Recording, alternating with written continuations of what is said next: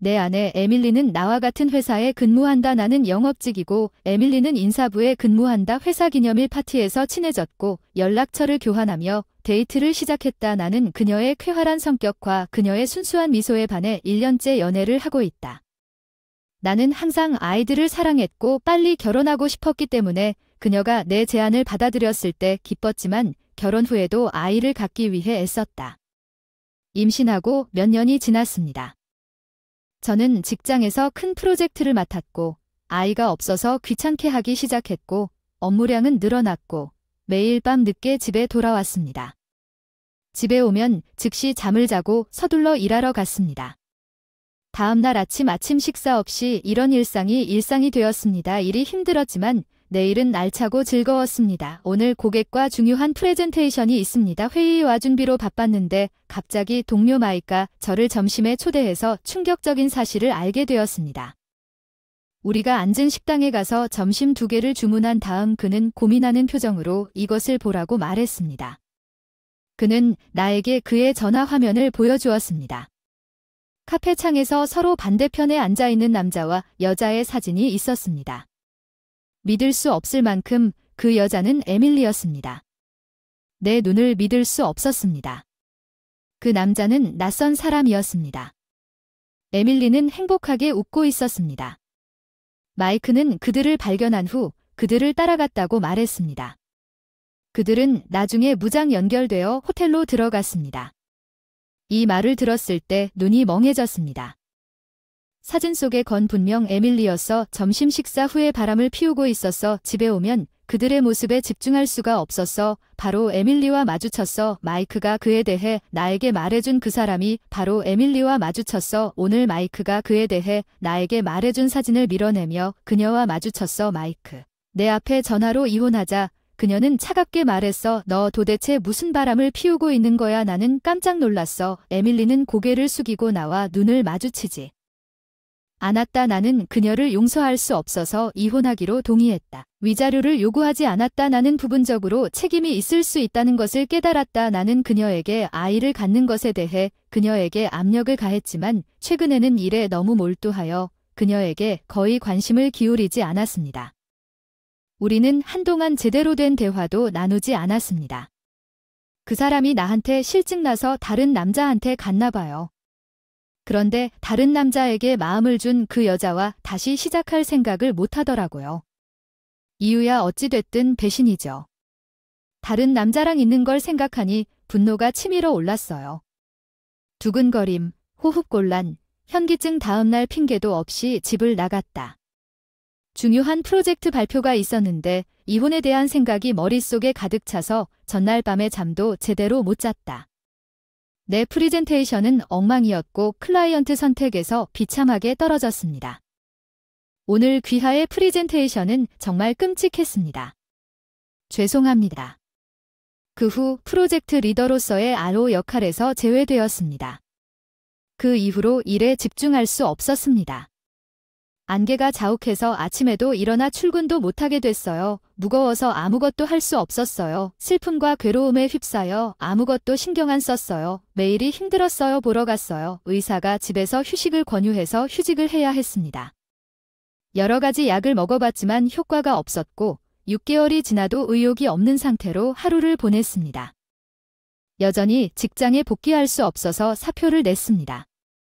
시골에 있는 부모님 집에 돌아가서 농사를 지으세요. 여기서 편히 쉬세요.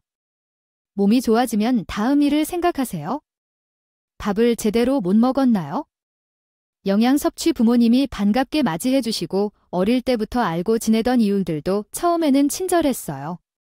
대부분의 시간을 잠으로 보냈는데 엄마가 주시는 신선한 채소를 먹으며 매일 푸짐한 음식을 먹으며 점차 아침에 일어나기 시작했고 점차적으로 강아지와 산책을 시작했습니다.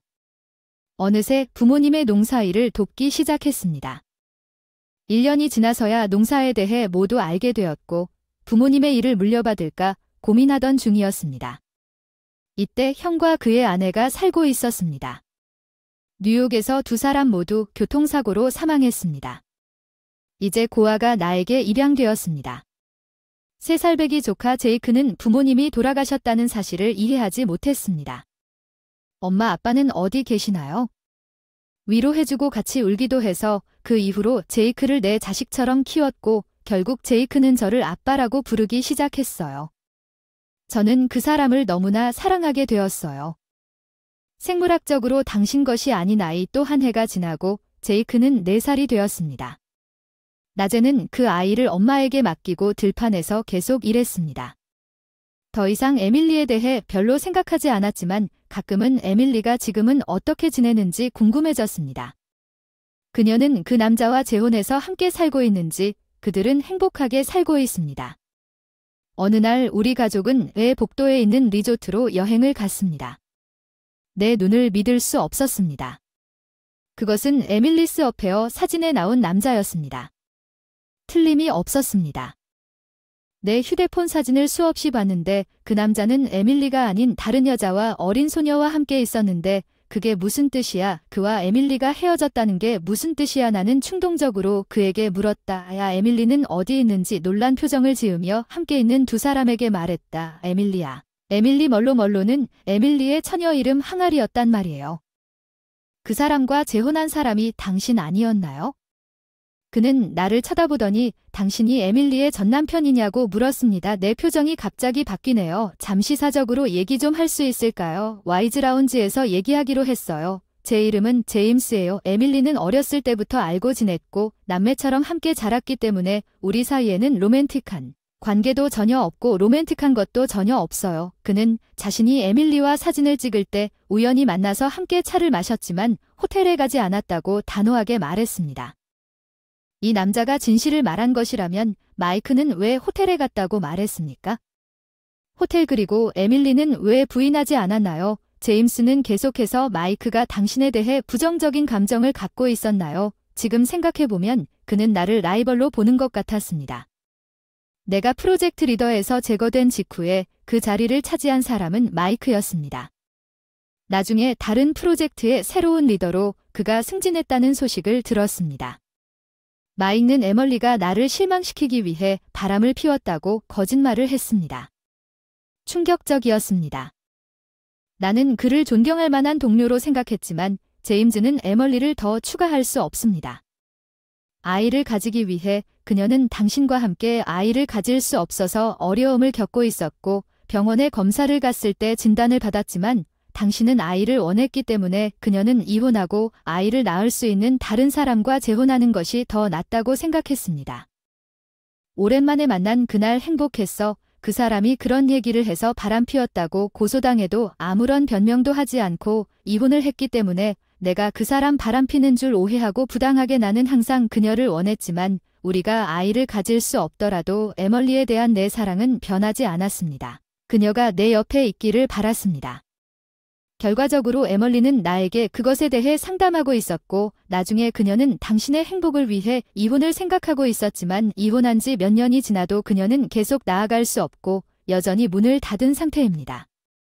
전화 안녕하세요 몰로즈예요. 안녕 데이비드예요. 에밀리 저기 나예요. 에밀리 데이비드 우리는 몇 년 만에 처음으로 말을 주고받았어요. 에밀리 제임스한테서 다 들었어요. 여행 중에 우연히 그 사람을 만나 얘기를 나눴어요. 정말이에요. 미안. 부정행위를 의심한 것은 틀렸어. 내가 힘들어하고 있다는 걸 몰랐어. 난 최악이야. 사과하고 싶어. 내 목소리가 떨렸다. 눈물이 저편에서 멈추지 않았다.